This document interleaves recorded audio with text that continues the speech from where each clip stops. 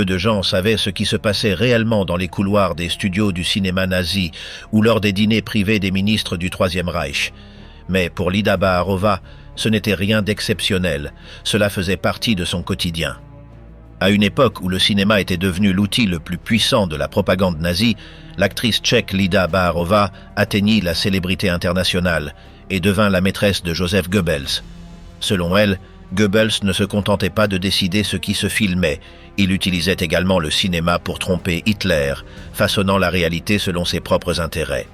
Ce qui avait commencé comme une histoire de succès se transforma en un scandale qui força l'intervention de Hitler et se solda par l'expulsion de Lida d'Allemagne, marquant ainsi le début d'une chute imparable, de star internationale à figure maudite du cinéma européen, condamnée à l'isolement, à la censure et à l'oubli pendant des années. Ce documentaire reconstruit son histoire, celle de la femme qui conquit l'architecte de la propagande nazie, et la vérité que seule elle a pu révéler. Hollywood à la manière nazie, l'empire cinématographique de l'UFA à Berlin. Avant que sa vie ne soit à jamais liée à l'un des chapitres les plus sombres du XXe siècle, Lida Baarova était connue dans toute l'Europe comme une étoile montante. Élégante, talentueuse et avec une présence magnétique, elle conquit d'abord le cinéma tchèque, puis le cinéma allemand, où son visage devint synonyme de glamour. Née à Prague en 1914, dans une famille de classe moyenne, elle montra dès son enfance un talent pour les arts du spectacle et la musique. Son environnement familial la poussa à étudier au Conservatoire de Prague, où elle se forma en tant qu'actrice. Là, elle apprit les bases du métier et commença à participer à de petites pièces de théâtre. À 17 ans, elle chercha une place dans le cinéma tchèque et décrocha un rôle mineur dans une production locale. Cette brève apparition lui ouvrit les portes de l'industrie cinématographique nationale, où elle commença lentement à être reconnue pour sa présence à l'écran. C'est alors qu'arriva le premier tournant décisif de sa carrière. Le réalisateur tchèque Otakar Vavra l'invita à un casting pour un film de production locale. Elle se présenta avec assurance, feignant d'avoir plus d'expérience qu'elle n'en avait réellement. Lors de l'essai caméra, elle fit preuve de naturel et d'un attrait visuel qui impressionna l'équipe. Otakar Vavra fut convaincu qu'elle avait une nouvelle figure à exploiter pour le grand écran. Ainsi, elle obtint son premier contrat sérieux avec un studio local. La production fut un succès, et son visage commença à être connu dans son pays. Avant même d'avoir 20 ans, elle avait déjà participé à plusieurs films, ce qui fit d'elle l'une des jeunes actrices les plus prometteuses de l'époque. Alors que sa carrière progressait, l'atmosphère en Europe commençait à changer. En Allemagne, Adolf Hitler était arrivé au pouvoir en 1933 et le régime nazi cherchait à contrôler tous les domaines culturels.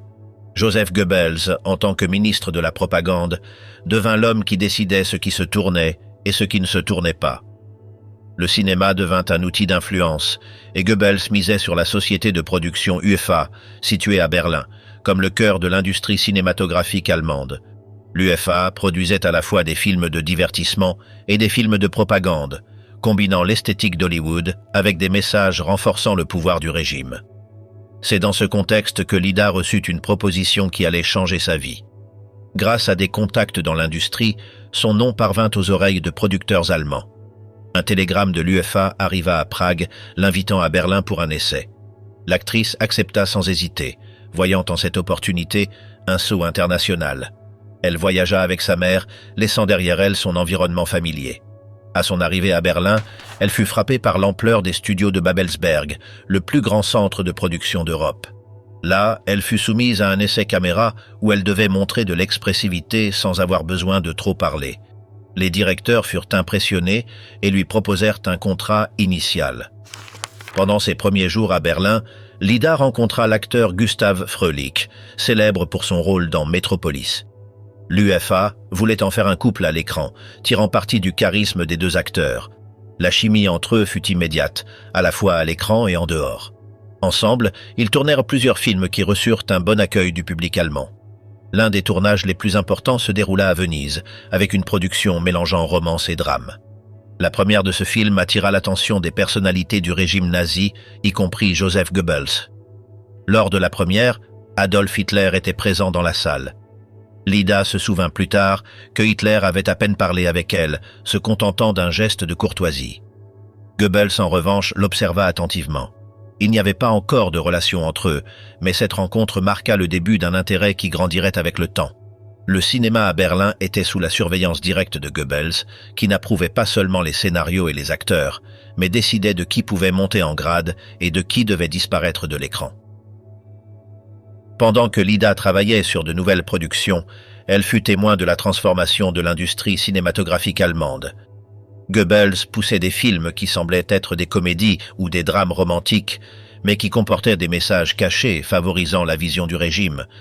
Les actrices devaient maintenir une image impeccable et dans de nombreux cas, elles étaient utilisées comme des figures de propagande pour montrer au monde un visage glamour de l'Allemagne nazie. Lida, avec sa beauté tchèque et son talent naturel, devint l'une des préférées du public, bien qu'elle ne s'imaginait pas encore le prix qu'elle allait devoir payer pour cette célébrité. Son emploi du temps à Berlin se remplissait de tournages, de premières et d'événements sociaux. Les fêtes organisées par l'UFA étaient somptueuses, avec des décorations spectaculaires et la présence de hauts responsables nazis. C'est là que Goebbels commença à se rapprocher des stars du cinéma. Avec sa petite taille, sa boiterie et sa voix caractéristique, le ministre savait compenser ses défauts physiques par un charisme envoûtant et une conversation habile. Il observait chaque acteur et actrice avec un regard critique, décidant qui correspondait à l'image du Reich. La mère de Lida l'accompagnait partout, essayant de la protéger de l'environnement politique qui entourait l'industrie. Cependant, la jeune actrice commençait à apprécier la vie à Berlin. Les studios de Babelsberg offraient une technologie avancée, de gigantesques décors et des équipements de tournage qui surpassaient en qualité ceux qu'elle avait vus à Prague. Travailler là-bas, c'était comme être au cœur d'une machine imparable. Chaque jour, de nouvelles scènes étaient filmées, avec un rythme qui laissait à peine le temps de se reposer. Les exigences étaient élevées, mais les récompenses l'étaient tout autant. Son nom commençait à être connu au-delà des frontières tchèques. Au cours de ses premiers mois, Lida n'eut pas de contact direct avec le régime. Ses relations étaient avec les producteurs et les réalisateurs de l'UFA, qui la voyèrent comme un pari sûr. Cependant, il était impossible d'ignorer la présence du nazisme dans chaque recoin. Les drapeaux à la croix gammée ornèrent les rues, et les discours de Hitler et Goebbels passaient à la radio presque tous les jours. Malgré cela, l'ambiance dans les studios était dynamique et orientée vers le spectacle. Les tournages étaient planifiés avec précision, et le public allemand continuait de fréquenter les salles de cinéma pour s'évader de la réalité politique. Le premier contrat de Lida avec l'UFA lui permit de tourner plusieurs films en peu de temps. La critique la décrivait comme une actrice au visage de poupée et à la grande expressivité à l'écran. Son image apparut dans des magazines de cinéma et des affiches promotionnelles, consolidant ainsi sa popularité. Berlin l'accueillit comme une star montante et elle commençait à comprendre le pouvoir de l'industrie allemande. Malgré les restrictions politiques, le cinéma offrait une illusion de liberté créative que de nombreux artistes cherchaient à maintenir. En parallèle, Goebbels renforçait son contrôle sur l'UFA. Selon le livre de Langerich, le ministre ne se contentait pas de superviser les projets, mais dictait également quels messages pouvaient être transmis dans chaque production. Son obsession pour l'image le poussa à intervenir dans des détails tels que les costumes, le maquillage et même le ton des histoires. Pour lui, le cinéma devait être attrayant, mais aussi utile au régime. Les stars, quant à elles, étaient traitées comme des pièces précieuses d'une machine de propagande. Dans ce contexte, Lida continuait à tourner sans savoir que sa vie allait bientôt changer. Chaque jour à Babelsberg la rapprochait un peu plus du cercle du pouvoir. L'atmosphère à Berlin était vibrante, mais aussi tendue. Les rues étaient remplies d'affiches, de défilés et de manifestations de force du parti nazi. Bien que le cinéma cherche à divertir le public, tout était imprégné de politique. Lida commençait à évoluer dans un terrain où la célébrité et la propagande se mêlaient sans frontières. La première du film à Venise marqua un tournant dans sa carrière. C'était la première fois qu'elle partageait l'espace avec les figures les plus puissantes du régime. C'est là que Hitler et Goebbels la virent comme une étoile montante. Elle ne savait pas encore que cette rencontre serait le prélude à une histoire qui la hanterait tout le reste de sa vie. À ce moment-là, elle pensait uniquement à son travail, au nouveau rôle qui arrivait et à consolider son nom dans le cinéma européen. Sa vie à Berlin devint une routine de tournage, de réunions et de fêtes. Chaque film était un pas de plus vers le sommet, mais aussi un rapprochement avec l'entourage de Goebbels. Sans s'en rendre compte, l'actrice commençait à être dans le viseur d'un homme qui combinait pouvoir politique et fascination pour les stars du cinéma. Ce qui jusqu'alors n'était qu'une carrière prometteuse était sur le point de se mêler à la machine de propagande la plus dangereuse d'Europe. Bogensee, le décor intime où tout a commencé à se gâter. Lida Baarova était déjà une actrice reconnue à Berlin lorsque Joseph Goebbels commença à se rapprocher d'elle. Bien que leur première rencontre ait été formelle et dans des contextes publics, elles commencèrent rapidement à prendre un ton plus personnel. Goebbels, en tant que ministre de la propagande, avait un contrôle absolu sur l'industrie cinématographique et savait utiliser sa position pour influencer non seulement les projets, mais aussi les personnes. L'un des événements clés fut une fête à Pfaueninsel, organisée par Goebbels lui-même. La soirée réunit des figures du cinéma, de la presse et de la politique. Lida y assista accompagnée de sa mère et de Gustav Fröhlich, son compagnon à l'époque. Pendant la soirée, le ministre se montra plus proche, lui posant des questions sur son travail récent et louant ses réalisations. Sa femme, Magda Goebbels, l'observait avec une courtoisie distante, comme si elle percevait déjà quelque chose de plus qu'une simple admiration professionnelle. Goebbels commença à l'inviter fréquemment à des réunions sous prétexte de discuter de futurs projets. Lors de l'une de ces occasions, il organisa une promenade en yacht avec plusieurs artistes, dont Lida et Gustav. À bord, il chercha des moments à passer seul avec elle et multiplia les compliments en public. Bien que Lida maintint une certaine distance, il était évident que l'intérêt du ministre allait au-delà du cinéma. Les journaux de Goebbels, selon Peter Longerich, montrent comment sa fascination pour l'actrice tchèque s'intensifia à partir de 1936. Il mentionnait ses films avec admiration et notait des détails sur ses performances et sa présence. Lors d'un événement à Nuremberg, il organisa une projection privée avec elle comme invitée d'honneur, en profitant pour la présenter aux hauts responsables du régime, renforçant ainsi sa proximité sous une façade de formalité. L'intérêt du ministre ne passait pas inaperçu. Sur les tournages, des rumeurs commencèrent à circuler et son insistance provoqua un malaise. Bien que Lida tentât de se concentrer sur son travail, la pression augmentait. Gustav, de plus en plus inquiet, voyait comment la situation affectait leur relation. Bien que Goebbels assistât à ces rencontres accompagné de sa femme, son attention se portait de plus en plus sur Lida, et Magda commençait à le percevoir. Dans l'entourage de l'UEFA, le pouvoir et le divertissement étaient étroitement liés. Goebbels utilisait les événements sociaux non seulement comme une vitrine du glamour nazi, mais aussi comme un terrain pour exercer son influence. À travers de petits gestes, des compliments calculés ou des conversations apparemment innocentes, il marquait son territoire. Peu après, l'invitation à une soirée dans sa résidence de Schwanenwerder marqua un nouveau tournant. Bien qu'il ne s'agit pas d'une rencontre intime, il devint clair pour tous que l'intérêt du ministre devenait de plus en plus manifeste. Ce soir-là, il loua à nouveau publiquement son travail et montra qu'il suivait chaque étape de sa carrière avec une attention particulière. À partir de ce moment, les rapprochements seraient de plus en plus fréquents et la relation commencerait à prendre une direction dont il n'y aurait plus de retour. Les premiers signes de cette transformation devinrent encore plus visibles lorsque Goebbels l'invita à sa résidence de week-end à Bogensee. Contrairement aux événements à Berlin, cet endroit offrait une atmosphère plus détendue et intime, une maison entourée de forêts, avec un lac silencieux contrastant avec l'agitation de la capitale. Là, le ministre organisait des soirées où la politique, la musique et la culture se mêlaient, entouré d'artistes et de figures du régime. Lida, de plus en plus présente dans ces cercles, était traitée comme une invitée d'honneur.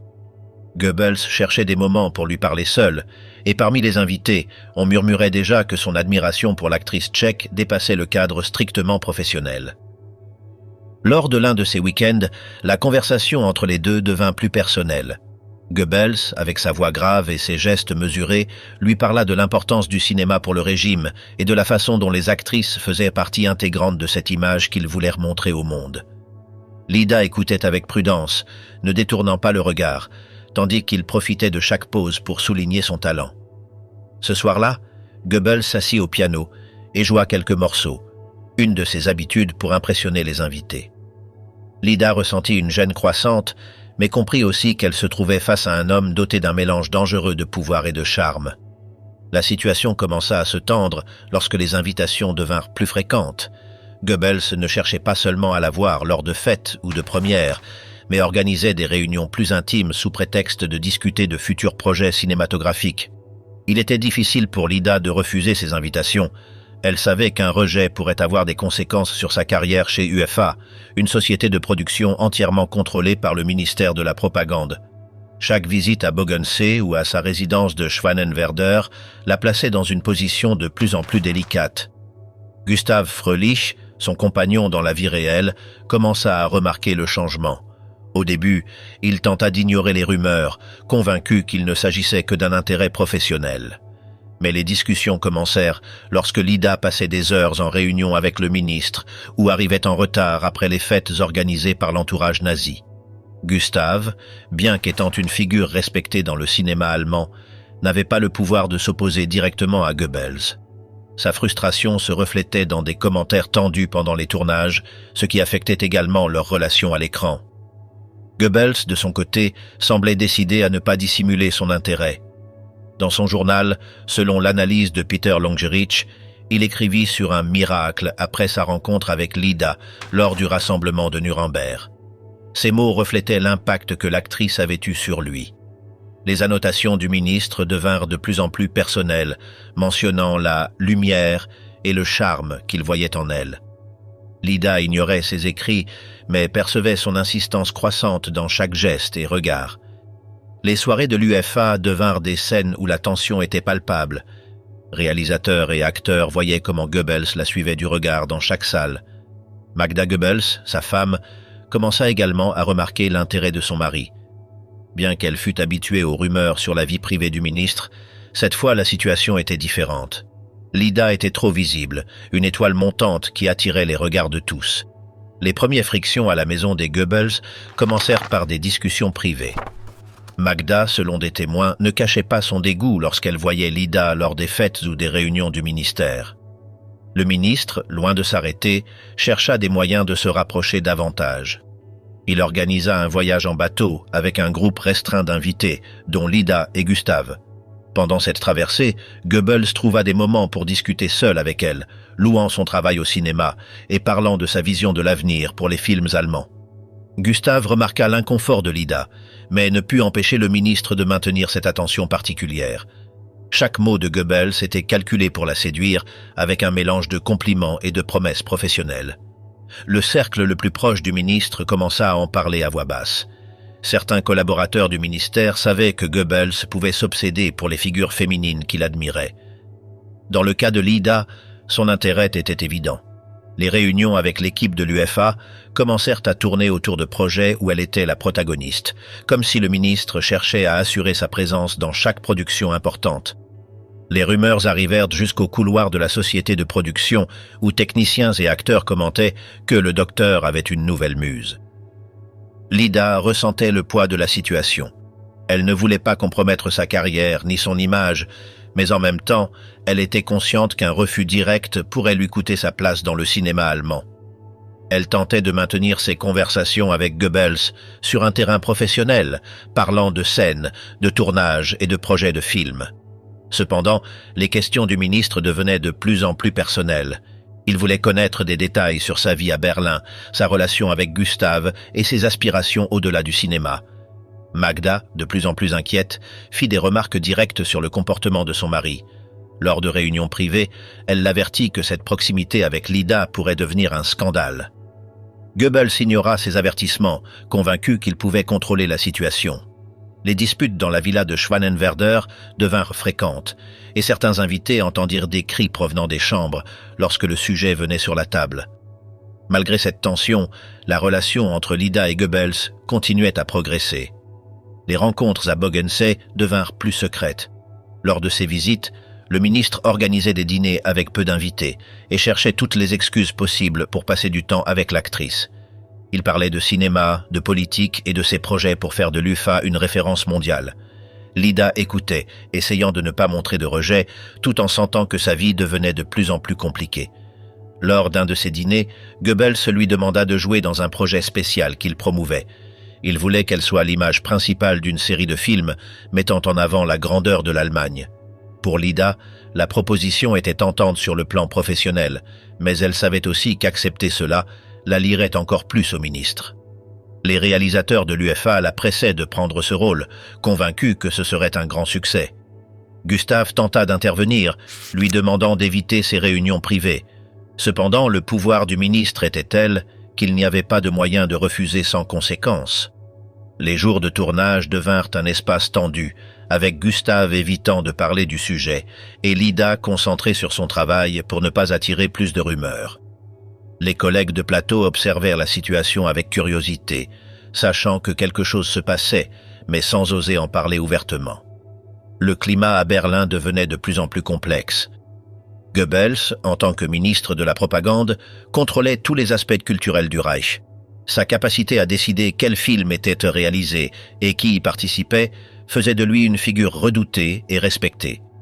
Lida, piégée dans cet environnement, commençait à sentir qu'un faux pas pouvait mettre fin à sa carrière. Pourtant, l'attention du ministre devenait de plus en plus difficile à éviter.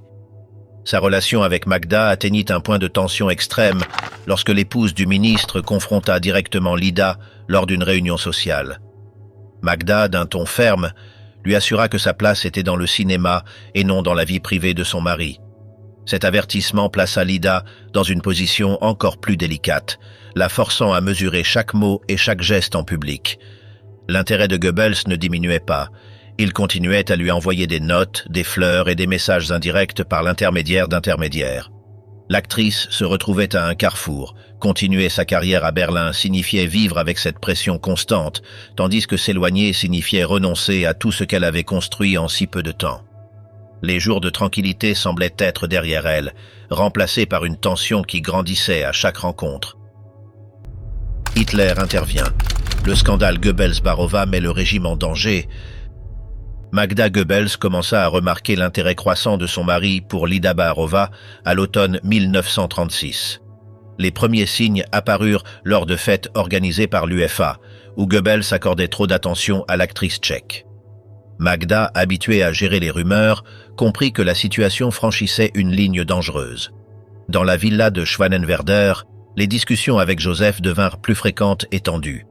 Chaque fois qu'il assistait à des événements où Lida était présente, les disputes éclataient avec plus de force. Lida, sans le chercher, se retrouva prise entre le pouvoir de Goebbels et le ressentiment de son épouse. L'actrice continuait à recevoir des invitations pour des dîners et des projections privées, bien qu'elle tentât de limiter ses contacts avec le ministre. Gustav Fröhlich, son compagnon, remarqua le changement et commença à montrer des signes de jalousie ouverte. Sur les tournages, la relation entre les deux se détériorait et les regards inconfortables entre Gustav et Goebbels devinrent évidents pour toute l'équipe. Goebbels, loin de dissimuler, augmenta son intérêt. Il organisa une série de réunions chez lui à Bogensee, où il invitait des musiciens, des acteurs et des réalisateurs, mais où son attention se concentrait sur Lida. Magda décida d'assister à l'une de ces réunions pour observer de près la situation. Son attitude fut froide et calculée, adressant des commentaires tranchants à l'actrice. Au cours du dîner, il y eut un échange de mots qui montra clairement que Magda voyait Lida comme une menace directe pour son mariage. Les journaux de Goebbels continuaient à refléter le chaos émotionnel qu'il vivait pendant cette période. Tandis qu'en public il maintenait l'image d'un ministre incontestable, en privé il écrivait sur les conflits dans son foyer et sur la fascination qu'il éprouvait pour l'actrice. Peter Longerich indique que ce fut l'un des rares moments où Goebbels se montra vulnérable face à une affaire personnelle, notant même sa frustration face aux disputes constantes avec Magda. L'entourage nazi commença à s'inquiéter. La proximité entre le ministre et Lida ne passait plus inaperçue, et certains membres du parti craignaient que cela ne devienne un scandale. Goebbels représentait la discipline et la morale officielle du régime, de sorte qu'une liaison extra-conjugale pourrait provoquer des critiques internes. Magda utilisa cette situation pour faire pression sur Joseph, lui faisant remarquer que ses comportements mettaient en danger sa réputation. Lida reçut des sous-entendus à travers des intermédiaires du ministère, lui suggérant de rester éloigné de Schwanenwerder. Cependant, le ministre continuait à lui envoyer des fleurs et des notes, insistant pour la voir. Un jour, Magda décida de visiter personnellement le plateau de tournage, où Lida travaillait aux côtés de Gustave. L'apparition de l'épouse du ministre provoqua un silence gêné. Elle s'approcha de Lida avec un sourire forcé, lui tendit la main et lui fit un commentaire qui sonna plus comme un avertissement que comme une courtoisie. Gustave, conscient de la gravité de la situation, tenta de parler à Lida en privé pour la convaincre de prendre ses distances avec Goebbels. Les discussions entre eux s'intensifièrent et leur relation, qui semblait auparavant stable, commença à se fracturer. L'acteur savait que s'opposer directement au ministre était impossible sans conséquence pour sa carrière. Son impuissance le conduisit à choisir de garder le silence en public, tandis qu'en privé, il ne cachait pas sa colère. Les dîners à Schwanenwerder devinrent un champ de bataille silencieux. Magda, avec son élégance habituelle, tentait de maintenir son calme, mais lançait des regards remplis de mépris chaque fois que Lida parlait. Goebbels, quant à lui, restait détendu et attentionné, comme s'il ignorait la tension qui régnait dans l'atmosphère. Les invités, mal à l'aise, tentaient de détourner la conversation vers le cinéma et la musique, mais il était évident que quelque chose d'autre se jouait à cette table. Le conflit escalada lorsque Magda confronta Joseph directement devant quelques invités de confiance. Elle lui exigea de mettre fin à tout contact avec l'actrice. Goebbels, loin de céder, défendit son amitié avec Lida comme étant innocente. Cette réponse enflamma encore plus Magda, qui quitta la salle en larmes. Certains témoins se souvinrent de cet épisode comme étant l'une des discussions les plus violentes auxquelles ils eurent assisté à la villa. À Babelsberg, les rumeurs prenaient de l'ampleur. Les techniciens parlaient à voix basse de la tension entre Gustave et Lida, tandis que les réalisateurs s'inquiétaient de l'impact que cela pourrait avoir sur les productions. Pour eux, la présence du ministre sur les tournages était un mélange de privilèges et de menaces. Personne ne voulait se retrouver impliqué dans un scandale qui pourrait affecter son travail ou sa position au sein de l'UEFA. Malgré la pression, Goebbels continua à apparaître sur les lieux où Lida travaillait. Lors d'une occasion, il organisa une projection privée à laquelle seuls quelques invités triés sur le volet assistèrent. Pendant la soirée, il s'assit à côté de l'actrice et fit des commentaires sur sa prestation, louant chaque détail. Magda, en l'apprenant, organisa une réunion chez elle où elle fit clairement savoir qu'elle ne tolérerait plus d'humiliation. Elle invita quelques membres du cercle nazi pour exposer le comportement de son mari. Le triangle amoureux devint un secret de polichinelle.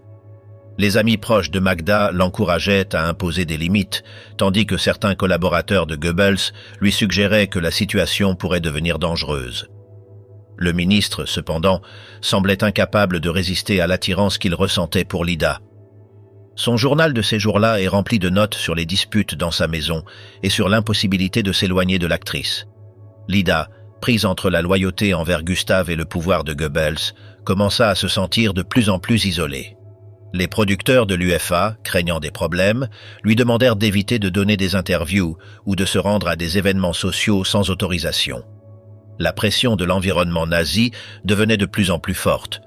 Certains considéraient que sa simple présence à Berlin représentait un risque pour la stabilité de l'image du ministre de la Propagande. Au milieu de cette tempête, Gustave décida de confronter Lida une dernière fois. Il lui demanda de quitter Berlin et de relancer sa carrière hors d'Allemagne. Lida, cependant, se trouvait au sommet de son succès et quitter l'UEFA était quelque chose qu'elle ne voulait pas faire. La tension entre eux devint insupportable et leur relation commença à se fissurer de manière définitive. La situation entre Magda, Goebbels et Lida devint intenable pour tous ceux qui étaient proches. Chaque fête, chaque première et chaque dîner devenait un théâtre de gestes et de silences remplis de ressentiment. Le cercle nazi observait avec prudence, sachant que toute fuite vers la presse étrangère pourrait déclencher un scandale qui nuirait à l'image du régime. Hitler décida d'agir lorsque le scandale entre Goebbels et Lida Baarova commença à filtrer au-delà du cercle de l'UEFA. La relation du ministre avec l'actrice avait atteint un point dangereux. Dans la villa de Schwanenwerder, Magda exigea que son mari mette fin à la romance, mais Joseph, pris entre la passion et le pouvoir, évoqua même la possibilité de divorcer. Cette idée provoqua une colère immédiate chez Hitler. Pour le Führer, la famille Goebbels représentait un symbole d'unité et de loyauté envers le régime. Un divorce aurait été vu comme un signe de faiblesse et aurait mis en doute l'image de discipline que le parti souhaitait projeter. L'intervention eut lieu lors d'une réunion privée. Hitler appela Goebbels dans son bureau et le réprimanda sévèrement. Il lui fit clairement comprendre que sa vie personnelle ne pouvait pas devenir un problème politique. L'ordre était direct. Il devait couper toute relation avec Lida et se réconcilier avec Magda. Goebbels écouta en silence, conscient que désobéir signifierait perdre sa position. Le ministre accepta l'imposition, bien qu'il ait laissé entrevoir sa frustration et sa tristesse dans ses journaux de ces jours-là. Selon l'analyse de Peter Longerich, ces notes révèlent un homme humilié de devoir abandonner ce qu'il considérait comme une relation authentique. Lida apprit la nouvelle de la rupture par l'intermédiaire d'intermédiaires. Il n'y eut pas d'adieu formel. Un assistant de Goebbels se rendit à sa résidence pour lui annoncer que la relation devait prendre fin et que, sur ordre supérieur, elle devait quitter Berlin. Pour elle, ce fut un coup dévastateur. Elle avait investi du temps et des efforts dans sa carrière en Allemagne et maintenant, tout s'effondrait en quelques heures. Avec l'aide d'un ami proche, elle organisa sa fuite vers Prague par des routes secondaires, évitant tout contrôle policier qui aurait pu l'empêcher de partir. La réconciliation entre Goebbels et Magda fut forcée et calculée. Hitler organisa un événement public pour montrer une image d'harmonie familiale. Des photographies soigneusement planifiées montraient le Führer posant avec les Goebbels et leurs enfants dans un geste d'unité. La propagande utilisa ces images pour transmettre l'idée d'une famille exemplaire, tandis que la véritable situation à Schwanenwerder restait tendue. Magda accepta la réconciliation uniquement pour les apparences, mais elle ne pardonna jamais à son mari l'humiliation publique. Pour Lida, les conséquences furent immédiates. Le ministère de la Propagande ordonna à l'UFA de résilier son contrat. Il lui fut interdit de jouer en Allemagne et on lui conseilla de ne pas apparaître dans les médias associés au Reich. Eldorf, le chef de la police de Berlin, fut envoyé personnellement pour l'informer que sa carrière dans le cinéma allemand était terminée. Cette visite fut un message clair. Le régime ne permettrait pas à une actrice étrangère de se retrouver au centre d'un scandale impliquant l'un de ses ministres les plus puissants. La politique d'image du Troisième Reich était implacable. Hitler considérait le cinéma comme un outil de contrôle social et Goebbels en était l'architecte principal. Toute situation personnelle qui pourrait ternir la réputation de cette machine de propagande devait être éliminée sans hésitation. Lida, bien qu'elle n'ait pas cherché ce rôle, devint un problème à résoudre. Les médias allemands reçurent l'instruction de ne pas mentionner son nom et d'effacer son image de tout affichage ou publicité. Goebbels se retrouva pris dans un conflit intérieur. En public, il maintenait son calme et son discours propagandiste, mais en privé, son humeur était sombre. Ses journaux reflètent le sentiment de défaite que lui causa la perte de Lida. Il écrivit des phrases qui témoignèrent de son malaise, telles que « le devoir de l'État passe avant les désirs personnels ». Ces mots étaient une acceptation du fait que sa vie était totalement subordonnée à la volonté d'Hitler. Lida, depuis Prague, tenta de reconstruire sa carrière. Les premiers mois furent difficiles. Malgré son talent, le poids du scandale la suivait partout. Certaines maisons de production locales la regardaient avec méfiance, craignant des représailles du régime nazi. Elle envisagea de se rendre aux États-Unis, où elle avait reçu des propositions pour passer des essais à Hollywood, mais le climat politique et le début des tensions internationales compliquèrent ses projets. Ces années à Berlin, qui avaient été son moment de plus grand succès, se transformèrent en une ombre qui l'accompagnait. L'entourage nazi profita de la situation pour renforcer sa narration de la discipline interne. Hitler, satisfait d'avoir évité un scandale majeur, utilisa l'affaire comme exemple devant d'autres hauts fonctionnaires. Il laissa entendre que personne n'était au-dessus du régime, pas même le ministre de la Propagande. Goebbels comprit le message et redoubla d'efforts au ministère. Il se concentra sur la production de films à fort impact comme une manière de compenser l'humiliation personnelle qu'il avait subie. Dans les mois suivants, Goebbels mentionna à peine Lida dans ses notes. Les rares références à elle étaient mélancoliques, rappelant des moments qu'il ne pouvait pas revivre.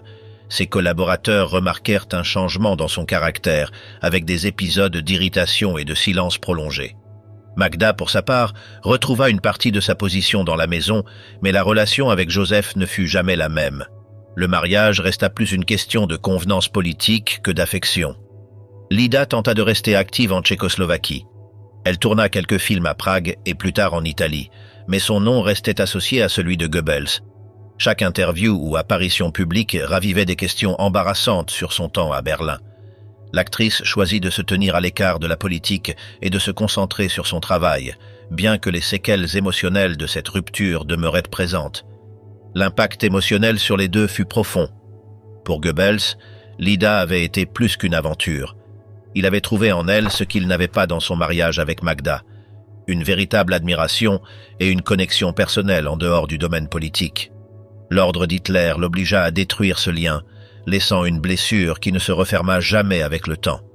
Pour Lida, cette histoire marqua le début d'une période de méfiance envers l'industrie cinématographique et le pouvoir, une expérience qui l'a poursuivie dans chaque interview et qui devint le thème central de sa vie publique. La rupture eut également un effet sur la perception qu'avait le régime des actrices étrangères. À partir de cet incident, Goebbels fut plus prudent lorsqu'il traitait avec des artistes non allemands. Le cas de Lida servit d'avertissement pour d'autres. Personne ne pouvait défier les normes établies par le parti, même involontairement. Les cercles du cinéma à Berlin devinrent plus rigides, avec une surveillance constante de la vie privée des stars. La relation entre Hitler et Goebbels fut également affectée par l'incident. Bien que le ministre acceptât l'ordre de mettre fin à la romance, il devint évident qu'il y avait des tensions personnelles. Hitler lui rappela à plusieurs reprises que sa position dépendait d'une loyauté absolue envers le parti et son leader. Cet avertissement renforça la figure d'Hitler en tant qu'autorité suprême dans la vie privée et publique de ses collaborateurs. Lida ne croisa plus jamais la parole avec Goebbels après cette rupture forcée. Son départ d'Allemagne fut silencieux, sans adieu ni explication. Les années suivantes démontrèrent que cet épisode avait non seulement changé sa carrière, mais qu'il en fit aussi un symbole involontaire de la manière dont le pouvoir nazi pouvait détruire la vie personnelle de n'importe quel individu. Jugement sans tribunal, la condamnation publique de Lida Bárova. Lida Bárova quitta Berlin lorsque la pression politique devint insupportable. Après l'intervention d'Hitler, l'actrice décida de retourner à Prague. Elle se dit au revoir en silence à la capitale allemande, sans première ni adieu public. Son passage à l'UEFA se termina brusquement. En Tchécoslovaquie, elle chercha à relancer sa carrière, mais le début de la guerre et l'occupation allemande compliquèrent ses plans. La célébrité qu'elle avait acquise à Berlin la suivait comme une ombre. Les producteurs locaux craignaient de s'associer à elle en raison de son passé avec Goebbels. Avec la chute du Troisième Reich en 1945, Lida devint l'objet d'enquêtes de la part des Alliés. Elle fut arrêtée par les forces américaines et remise aux autorités tchécoslovaques. Son nom figurait dans les rapports sous l'appellation « la maîtresse du ministre de la propagande », une étiquette qui la poursuivrait pendant des années. Lors des interrogatoires, on lui posa des questions insistantes sur sa relation avec Goebbels et sur de possibles liens avec le régime nazi. L'actrice nia toute implication politique, mais son histoire avec Joseph suffisait à la maintenir sous surveillance. La presse internationale amplifia l'image de Lida comme un personnage enveloppé dans le cercle intime du nazisme. Des journaux européens publièrent des articles la dépeignant comme une femme séduisante qui avait influencé l'un des hommes les plus puissants du régime. Ces publications nuisirent encore plus à sa réputation, faisant de son nom un synonyme de scandale. À Prague, la situation n'était pas différente. Elle fut traitée avec méfiance et parfois avec hostilité par la population qui la voyait comme quelqu'un de trop proche de l'ennemi. Pendant les mois suivant la fin de la guerre, Lida resta détenue dans des conditions difficiles. Selon ses déclarations ultérieures, les interrogatoires étaient exhaustifs, centrés sur les rencontres qu'elle avait eues avec Goebbels et sur les secrets qu'elle pouvait connaître de la direction nazie. Elle insista sur le fait que sa relation avait été personnelle, sans aucune connexion politique. Les enquêteurs cherchaient toute information qui pourrait être utilisée dans les procès de Nuremberg, mais ils ne trouvèrent aucune preuve la liant à des crimes de guerre. L'actrice fut libérée après des mois d'arrestation, mais sa vie ne serait plus jamais la même. Son retour au cinéma fut compliqué. De nombreux producteurs en Tchécoslovaquie refusèrent de l'embaucher. Elle décida de se rendre en Italie, où elle trouva de meilleures opportunités pour tourner des films. À Rome, elle travailla avec des réalisateurs locaux qui l'appréciaient pour son talent et son expérience internationale, bien que le spectre de son passé à Berlin réapparaisse dans les interviews et les reportages. Peter Longerich note que les années d'après-guerre furent une période de réinvention forcée pour Lida. Sa carrière, qui avait atteint son apogée dans l'Allemagne nazie, se résuma à des rôles mineurs dans des productions européennes. Le nom de Goebbels apparaissait encore dans chaque article qui parlait d'elle, ce qui l'obligeait à éviter les médias et à maintenir un profil discret.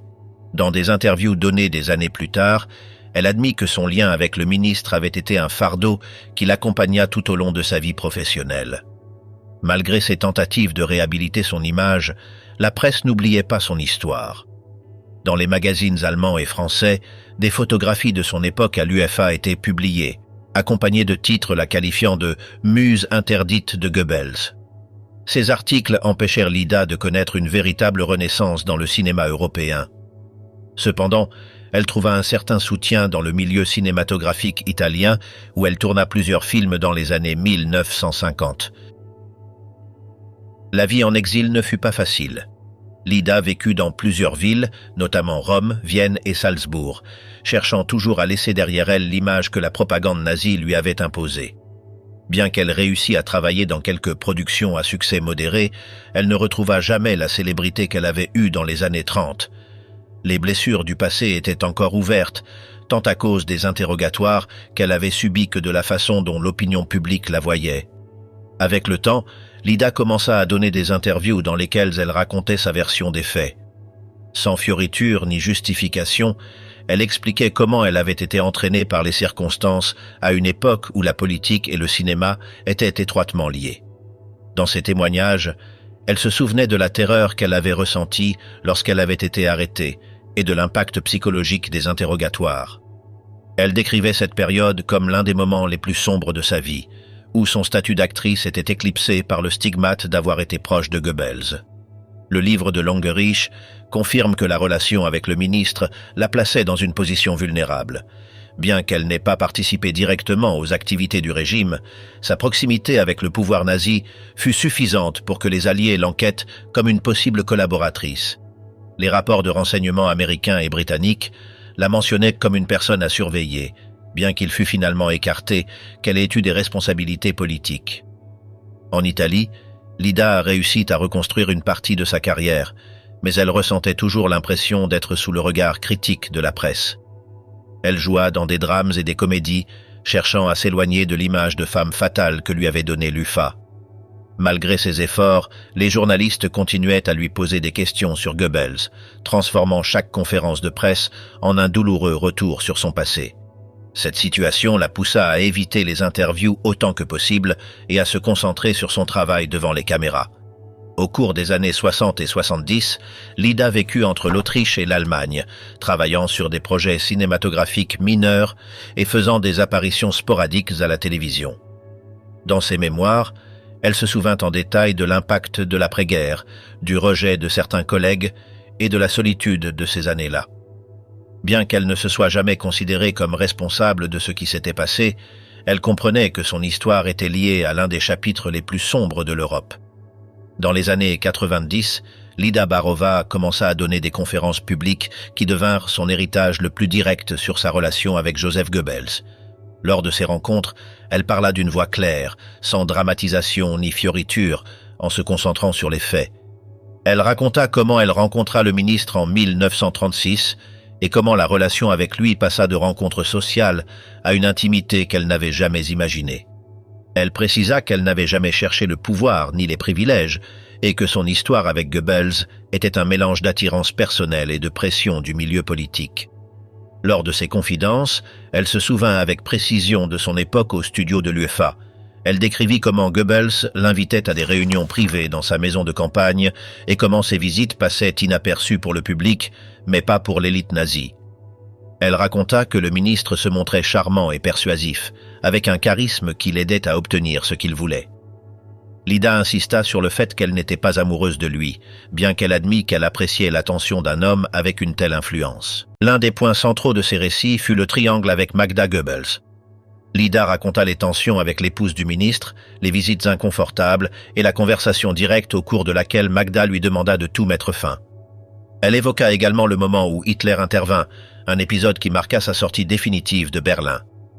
Elle expliquait que le Führer considérait la vie privée de ses ministres comme une extension de la propagande du régime, et c'est pourquoi il ne toléra pas le scandale. Dans ses témoignages, Lida ne portait pas de jugement politique. Elle se contentait de raconter comment elle avait été vue par le régime comme une menace pour l'image de Goebbels. Elle décrivait les messages qu'elle avait reçus pour quitter l'Allemagne et la manière dont son contrat avec l'UEFA fut annulé sur ordre direct du ministère. Ces affirmations concordaient avec des extraits du livre de Peter Longerich, qui mentionne l'intervention des autorités nazies pour protéger la figure du ministre de la propagande. Baharova parla de l'impact de la guerre sur sa vie. Elle se souvenait comment, après être revenue en Tchécoslovaquie, son nom était resté associé à celui du ministre nazi, ce qui provoqua son arrestation à la fin du conflit. Les interrogatoires qui suivirent furent durs, centrés sur son lien avec Goebbels. Dans les années 90, lorsqu'elle revenait sur ses souvenirs, elle racontait froidement la peur qu'elle avait ressentie en étant accusée de collaborer avec le régime, bien qu'aucune accusation ne fût portée contre elle. Les témoignages de cette époque révélèrent des détails sur l'intimité du cercle nazi. Lida racontait comment, lors des fêtes organisées par l'UEFA, il était courant de voir des figures du régime mêlées à des artistes et comment Goebbels contrôlait chaque aspect de l'industrie cinématographique.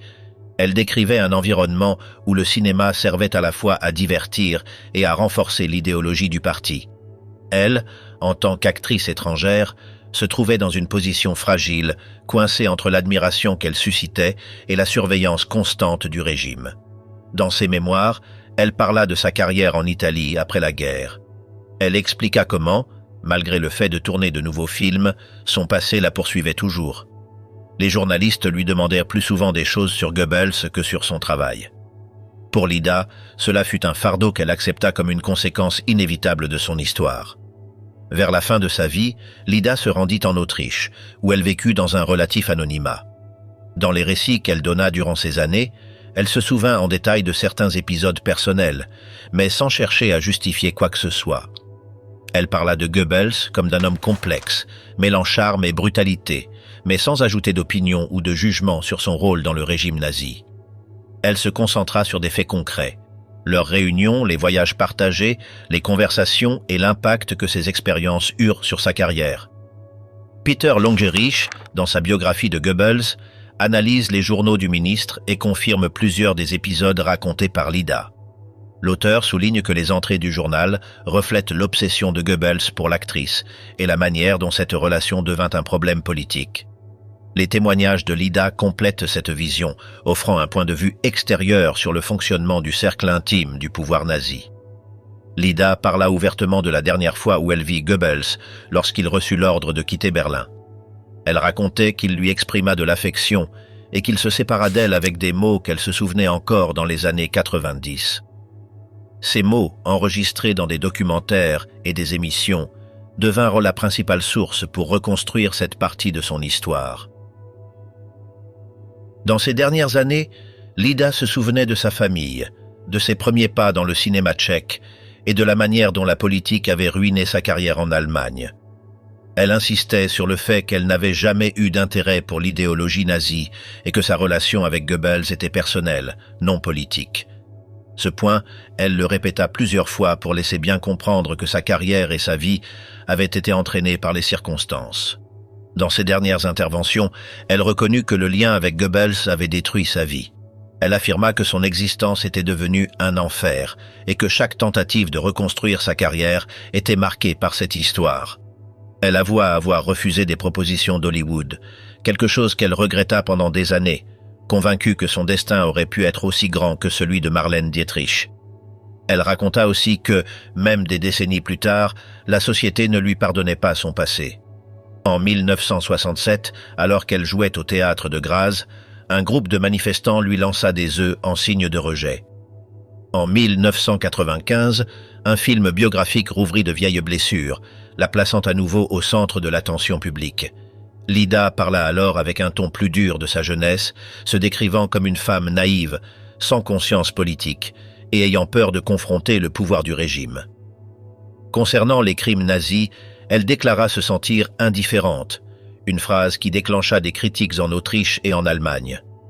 Entre confessions, elle reconnut qu'elle n'avait jamais pu se défaire du poids d'avoir partagé 2 ans de sa vie avec le ministre de la propagande. Lida décéda à Salzbourg le 27 octobre 2000, à l'âge de 86 ans. Ses restes furent emmenés à Prague, respectant son désir de reposer aux côtés de sa famille. Durant ces derniers mois, elle garda le silence sur son passé, bien que ses interviews précédentes aient déjà laissé un témoignage clair de son histoire. L'histoire de Lida Baarova montre comment la célébrité, le pouvoir et la politique peuvent s'entrelacer jusqu'à détruire une vie. Ses confessions, les documents historiques et les témoignages qu'elle a laissés à la fin de ses jours permettent de comprendre le prix qu'elle a payé pour être proche de l'un des hommes les plus influents du Troisième Reich. Chaque détail de son récit révèle un passé marqué par des décisions qui échappaient à son contrôle et par un régime qui dominait tout